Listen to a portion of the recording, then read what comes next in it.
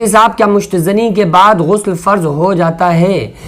देखिए, गुस्ल कब फ़र्ज़ हो जाता है? जो मनी होती है ना, जो मनी का अखराज होता है, वो मनी किसे कहते हैं? मनी उसको कहते हैं जो सोते में एहतलाम नाइटफॉल वगैरह हो जाता है, वो जो खरूज होता है वो मनी होती है।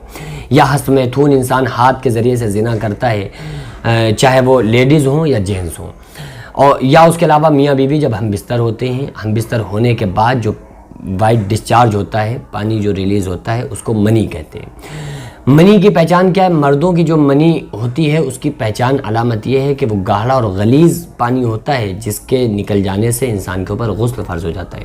अच्छा, एक चीज़ और होती है मज़ी, जो हल्का सा पानी निकल आता है। बाज़ मरतबा ऐसा होता है कि इंसान ने पेशाब किया, उसके बाद आ गया, या थोड़े से जहन में कुछ ख़यालात आए, उसके बाद उसके हल्का सा पानी रिलीज़ हो गया। तो ये पानी निकलने से इंसान के ऊपर गुस्ल फ़र्ज़ नहीं होता है। लेकिन अगर इंसान वज़ू से हो तो वज़ू उसका टूट जाता है, और जिस जगह पर मज़ी के ख़तरात लग जाएं उसको धोना भी लाजिम होता है। लड़कियां भी बाज़ मरतबा ऐसा होता है कि वो कुछ दिमाग में गंदे ख़यालात की वजह से वो नापाक हो गई और वाइट डिस्चार्ज हो गया। तो लड़कियों के साथ भी इस तरह का होता है। ये तो एक फ़ितरी चीज़ है, इसमें ऐसा नहीं है कि आप सोचें कि भाई ये कैसी बात है, ये ऐसी बात है, ये तो एक फ़ितरी चीज़ है। अच्छा, इन मसाइल का सीखना भी इंसान के लिए ज़रूरी है।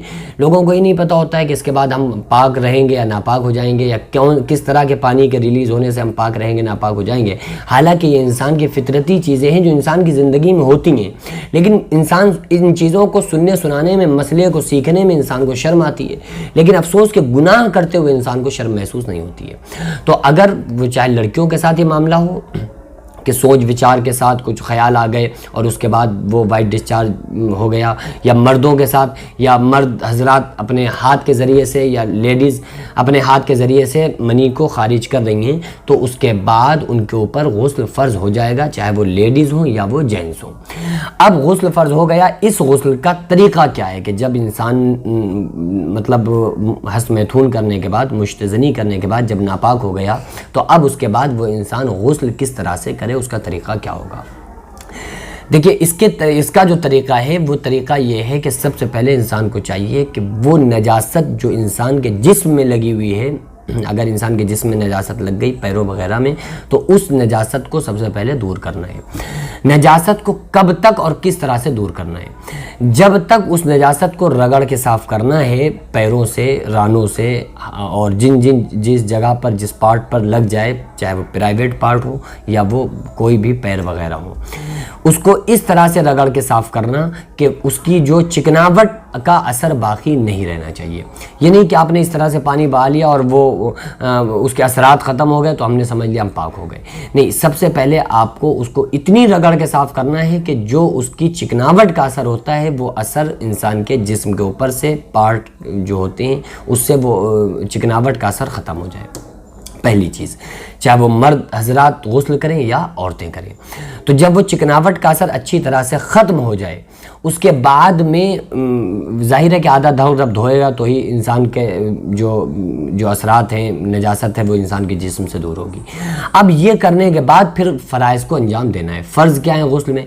गुस्ल में 3 चीज़ें फ़र्ज़ हैं, और ये 3 चीज़ें अगर आपने अदा कर ली तो आपका गुस्ल हो जाएगा। बाद लोगों को ये होता है कि पता नहीं हमारा गुस्ल हुआ कि नहीं हुआ, बार बार कुल्ली करते हैं, बार बार नाक में पानी डालते हैं। तो आप 3 चीज़ों पर गौर रखिए। अगर ये 3 काम आपने दौरान गुस्ल कर लिए हैं, इन कामों को अंजाम दे दिया, तो आपका गुस्ल हो जाएगा, फिर आपको ज़्यादा सोचने की ज़रूरत नहीं है।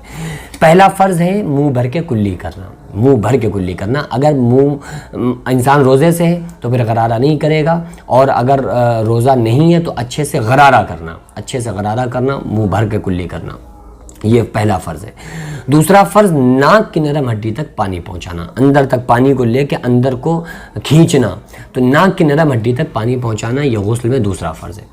तीसरा फ़र्ज़ है कि सारे जिस्म पर पानी बहाना। अगर एक बाल के बराबर भी खुश्क रह गया, सूखा रह गया, तो फिर इंसान का गुस्ल नहीं होगा।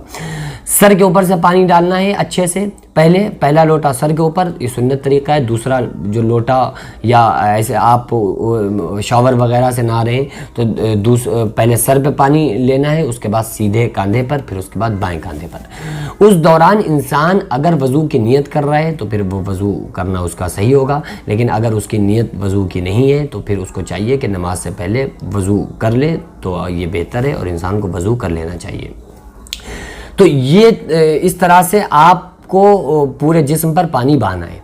याद रखें कि अगर एक बाल के बराबर भी, सर के बाल से लेकर पाँव के नाखून तक एक बाल के बराबर भी अगर खुश्क रह गया, सूखा रह गया, तो फिर गुस्ल नहीं होगा। ये 3 फ़र्ज़ हो गए गुस्ल में, और अगर ये 3 फ़र्ज़ अदा हो जाएं तो आप समझ लो कि आप पाक हो। फिर उसमें आपको ज़्यादा दिमाग लगाने की ज़रूरत नहीं है कि पता नहीं हम पाक हुए या नहीं हुए, ये सोचने की ज़रूरत नहीं है।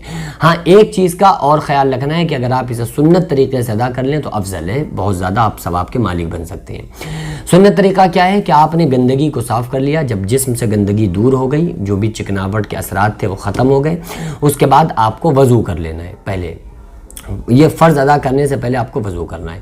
ये वज़ू जो आप करेंगे तो उसमें आपको पैर नहीं धोना है, बाकी सारा वज़ू कर लेना है। हाथ धो लिए, मुंह में पानी कुल्ली कर ली, नाक में पानी डाल लिया, चेहरा धो लिया, हाथ कोहनियों समेत धो लिए, सब मसा कर लिया, लेकिन पैर नहीं धो जाएंगे।